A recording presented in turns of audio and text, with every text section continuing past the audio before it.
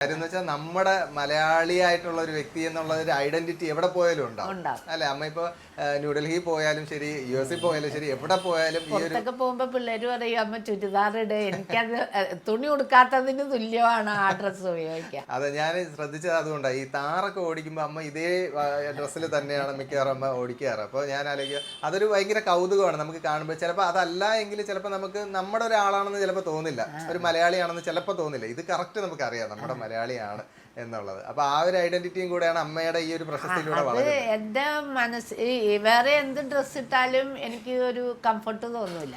സാരി അല്ലെങ്കിൽ ഇത് ഇങ്ങനെ കൊടുത്താലും മാത്രമേ എനിക്കൊരു കംഫർട്ട് തോന്നുള്ളൂ. അമ്മ ഇപ്പൊ A to Z ശരിക്കും പറഞ്ഞാൽ നമുക്ക് കേരളത്തില് വിവിധ ഇടങ്ങളിൽ ഉണ്ടെന്ന് തോന്നുന്നു. എത്രത്തോളം? വിവിധ ആലപ്പുഴ, ചേർത്തല, അരമല്ലൂർ ഇങ്ങനെയുള്ള ബ്രാഞ്ചസ്, കോട്ടയം, വൈക്കം. കേരളത്തിലെ ആദ്യത്തെ ഓട്ടോമൊബൈൽ ഡിപ്ലോമ പാസ്സായ മോളാണ് ഞങ്ങളുടെ മോള്. അത് ശരി. അന്നൊന്നും വനിതകള് ഓട്ടോമൊബൈലിൽ പഠിക്കില്ലല്ലോ. അപ്പൊ അച്ഛന്റെ ആഗ്രഹപ്രകാരമാണ്, അല്ലാതെ കുട്ടികളുടെ ആഗ്രഹപ്രകാരമല്ല. മൂത്ത മോനാണെങ്കിൽ ഭയങ്കര വണ്ടി ക്രൈസ് ആയിരുന്നു. ബാക്കിയുള്ളവരൊക്കെ ഇതിലോട്ട് ഓട്ടോമാറ്റിക് ആയതാണ്. അപ്പൊ ആ മോളും കോട്ടയത്ത് ഡ്രൈവിംഗ് സ്കൂൾ നടത്തണം. A to Z തന്നെയാണ് അവള് വൈക്കം. ആ ഡ്രൈവിംഗ് സ്കൂൾ അവള് തന്നെ. നമുക്ക് എത്ര ബ്രാഞ്ചുകളുണ്ട്? 23 ബ്രാഞ്ച്. 23 ബ്രാഞ്ച് ഉണ്ട് അല്ലേ. അപ്പൊ അതിലൊക്കെ അമ്മയുടെ ഒരു നോട്ടം ഉണ്ടാവുമായിരിക്കും. തീർച്ചയായിട്ടും എല്ലാ കാര്യത്തിലും ഒരു അഭിപ്രായവും കാര്യങ്ങളൊക്കെ ഉണ്ട്. ഇത് ഇനിയിപ്പോ നമുക്ക് ഏത് രീതിയിലാണ് ഇതിനെ വികസിപ്പിക്കുക, അല്ലെങ്കിൽ ഇതിനെ എക്സ്പാൻഷൻ എന്ന് പറയുന്നത് ഇപ്പൊ നമുക്ക് സാധ്യത ഇല്ലാത്ത ഒരു കാര്യം സ്പേസ് ആണ്. അത് ഹസ്ബൻഡിന്റെ ഒരു തോട്ടിലുണ്ടായിരുന്നു, വലിയൊരു എഞ്ചിനീയറിംഗ് സ്കൂള് ഒരു സ്ഥലത്ത് തന്നെ ഹോസ്റ്റൽ സൗകര്യം അങ്ങനെയൊക്കെ ആക്കണമെന്നുണ്ടായിരുന്നു. ഇതിപ്പോ നമുക്ക് പല സ്ഥലത്തും ബ്രാഞ്ചസ്, ഇപ്പോൾ ഒരു 4 ഏക്കറുകളും കളമശ്ശേരിയിൽ എടുത്തിട്ടുണ്ട്. അവിടെ നല്ല കാണാനൊക്കെ നല്ല ഭംഗിയുള്ള കെട്ടിടങ്ങളും കാര്യങ്ങളും ട്രാക്കൊക്കെ ഇതാക്കിയിട്ടുണ്ട്. പക്ഷെ ഹോസ്റ്റൽ സൗകര്യം കൂടി കൊടുക്കാനുള്ള ഒരു സ്പേസ് നമുക്കില്ല. നമുക്കൊരു 10-50 ഏക്കറൊക്കെ ഒന്നിച്ച് കിട്ടിയാൽ മാത്രമേ അങ്ങനെയുള്ള എല്ലാ സൗകര്യങ്ങളോടും കൂടി ഇത് നടത്താൻ പറ്റുള്ളൂ. അതിന് കൊച്ചുമക്കളുടെ കാലത്ത് നടക്കണമെങ്കിൽ നടക്കട്ടെ എന്നുള്ളതേ ഉള്ളൂ. ഇപ്പോൾ ഉള്ള സൗകര്യത്തിലൊക്കെ നമ്മൾ അത് എസ്റ്റാബ്ലിഷ് ചെയ്തുകൊണ്ടേയിരിക്കുകയാണ്. ഇതൊരു ഫാമിലി ബിസിനസ് ആണ്. അതെ, ഫാമിലി ബിസിനസ്. അപ്പൊ പുറത്തുനിന്നും ആരും എന്തായാലും ഇൻവെസ്റ്റേഴ്സ് അങ്ങനെയൊന്നും നോക്കുന്നില്ല. ഇല്ല. എല്ലാരും പറയുന്നുണ്ട് ദുബായിൽ ഫ്രാഞ്ചൈസി കൊടുക്കുക, അവിടെ ഫ്രാഞ്ചൈസി കൊടുക്കുക. അപ്പൊ നമ്മുടെ ക്വാളിറ്റിയും നമ്മുടെ ഇതും ഒക്കെ നഷ്ടപ്പെടുമെന്നുള്ള ആ ഒരു കാഴ്ചപ്പാട് നമ്മൾ നോക്കി നടത്തും പോലെ ആവില്ല എന്നുള്ളത്. നമ്മളിപ്പോ പറയാറുണ്ടല്ലോ, നമ്മളെ വണ്ടി നമ്മൾ സൂക്ഷിക്കുന്ന പോലെ ആവില്ല. തൃശ്ശൂരും ഉണ്ടായിരുന്നു, പക്ഷെ പിന്നെ അത് അങ്ങോട്ട് നോക്കാൻ പറ്റാതെ വന്ന് നിർത്തി. ഇനിയിപ്പോ വേണമെന്ന് ആഗ്രഹിക്കുന്നുണ്ട്. കൊച്ചുമോനോട് പലരും അവിടെ വന്ന് വയനാട് വന്നവരൊന്നും തുടങ്ങി, അല്ലെങ്കിൽ അവിടെ വന്നവരൊന്നും തുടങ്ങി, ഇവിടെ നിന്ന് എല്ലാരും പറയുന്നുണ്ട്. എന്നാലും അതൊന്നും ഇപ്പൊ പെട്ടെന്നാവില്ല. എന്ന് വെച്ചാൽ സ്ഥലം കൂടും, വണ്ടിയല്ലേ, അത് ഓടിപ്പിക്കണമെങ്കിൽ സ്ഥലം കൂടുതലും അത്രയും വിശാലമായിട്ടുള്ള സ്ഥലം വേണം. ഇപ്പൊ അമ്മയ്ക്ക് ഇനിയിപ്പോ അടുത്ത് ഏതായാലും എനിക്ക് തോന്നുന്നു ഒരു 12ഓളം ലൈസൻസ് ഇനി അതിന് മുകളിലുണ്ടോ? ഇല്ല, ഇനി ഏത് വണ്ടികളൊക്കെ ഉണ്ട്. പക്ഷെ ഇപ്പൊ ക്രെയിനിന്റെ തന്നെ പലതരം വണ്ടികളായിട്ടുണ്ട്. അതൊന്നും ഓടിപ്പിച്ചിട്ടില്ല. ഇപ്പൊ നമ്മള് എവിടെയൊക്കെ കാണുന്ന മെട്രോയൊക്കെ പണിയുന്നിടത്തൊക്കെ പലതരം എക്യുപ്മെന്റ്സ് കിടപ്പുണ്ട്. അതിനൊക്കെ ക്രെയിൻ എന്നും പറഞ്ഞ ഒരു ലൈസൻസേ ഉള്ളൂ.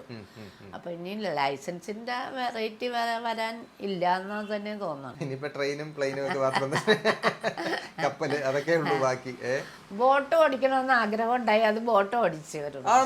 സാമ്പ്രാണിക്കൊടി എന്നൊക്കെ പറയുന്ന ആ സ്ഥലത്ത് വേമ്പനാട്ട് കായലിൽ അമ്മ നിന്ന് ഓടിച്ചു. അത് ഞങ്ങൾ പോയ ആ വണ്ടി അല്ല ബോട്ട്, അതിന്റെ സ്രാങ്ക് പറഞ്ഞ് ഓടിക്കണമെങ്കിൽ ഇരുന്നോ ഓടിച്ചോന്ന് പറഞ്ഞ് അങ്ങേര് നമ്മളെ വലിയ ഈസി ആയിട്ട് തോന്നി. പക്ഷെ അതിന് കുറെ പഠിക്കാനുണ്ട് അത്രേ. എന്തോ ഈ വെള്ളത്തിന്റെ ലെവലും കര, ചില സ്ഥലത്ത് കരയുണ്ടാവും, അവിടെയൊക്കെ പോയി ബോട്ട് തറഞ്ഞു പോയാൽ പൊളിയും അങ്ങനെയൊക്കെ ചെയ്യും. അപ്പൊ അതൊരു ഇത്തിരി എക്സ്പീരിയൻസ് ഉള്ളവർക്ക് മാത്രമേ ഓടിക്കാൻ പറ്റൂ. നല്ല ആഴമുള്ളിടത്തു കൂടി നമ്മൾ ഓട്ടോടിച്ചാൽ ആരും എതിരെ വരാനൊന്നുമില്ല. അതുകൊണ്ട് കരയിൽ ഓടിക്കുന്ന നമുക്കാണ് അല്ലേ. ഒരുപാട് ആൾക്കാർ ഇപ്പൊ ഞാൻ മനസ്സിലാക്കിയിട്ടുള്ള കുറെ സ്ത്രീകള് ലൈസൻസ് എടുത്തിട്ടുണ്ട്, പക്ഷെ അവര് നിരത്തുകളിൽ അവർ ഓടിക്കാൻ പേടിയുണ്ട്. പേടിയുള്ളവർ പലരും ഉണ്ട്, ഇപ്പോഴും പേടി മാറാത്തവരും ഉണ്ട്. ഇപ്പൊ നമ്മളെ പേടിയുള്ളവർക്ക് വേണ്ടി പ്രത്യേകതരം കോഴ്സുകൾ തുടങ്ങിയിട്ടുണ്ട്. ഇപ്പൊ ഒരു ധൈര്യത്തിന് മാത്രമാണെങ്കിൽ ഒരു 6 മണിക്കൂർ കൊണ്ട് ഒറ്റ ദിവസം കൊണ്ട്, സമയമില്ലാത്തവരാണെങ്കിൽ ഒറ്റ ദിവസം കൊണ്ട്, അല്ലെങ്കിൽ 2 ദിവസം കൊണ്ട് അവർക്ക് ആ കോഴ്സ് ചെയ്ത് കൊടുക്കും. അവരെ ABCD, അതായത് ആദ്യത്തെ ക്ലാസ് തുടങ്ങുന്നത് പോലെ തന്നെ എല്ലാ ക്ലാസ്സുകളും എടുത്ത് പാർക്കിങ് എല്ലാം A to Z പഠിപ്പിച്ചു കൊടുക്കും.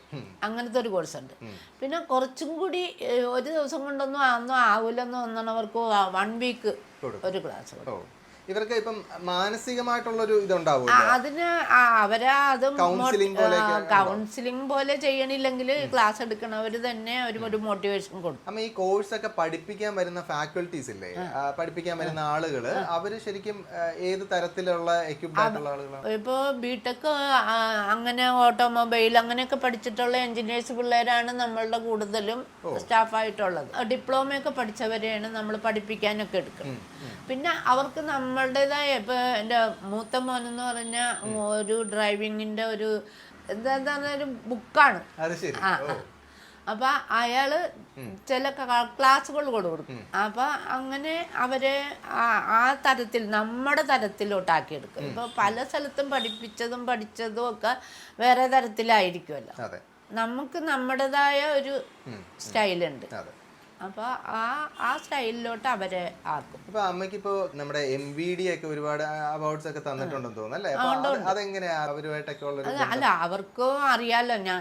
ഇപ്പൊ അവര് വരുന്ന സാറന്മാരെന്ന് പറഞ്ഞാല് ഇപ്പൊ നമ്മളുടെ സ്ഥാപനത്തിൽ എത്രയോ ആൾക്കാർ ലൈസൻസ് എടുക്കുന്നുണ്ട്, എത്രയോ ആൾക്കാർ പഠിപ്പിക്കുന്നുണ്ട്, എത്ര സ്റ്റാഫുണ്ട്, ഇതിൻ്റെയൊക്കെ കണക്ക് അവർക്കും അറിയാം. അപ്പൊ അങ്ങനെ റെപ്യൂട്ടേഷൻ ഉള്ള ഒരു സ്ഥാനത്ത് എന്തെങ്കിലുമൊക്കെ ചെയ്യണമെന്ന് അവർക്കും കൂടി തോന്നുന്നില്ല. ചെയ്തില്ലെങ്കിലും മോശമാണ്. എന്ന് വെച്ചാൽ ഇത്ര ആൾക്കാർ നമ്മളെ അംഗീകരിക്കുമ്പോൾ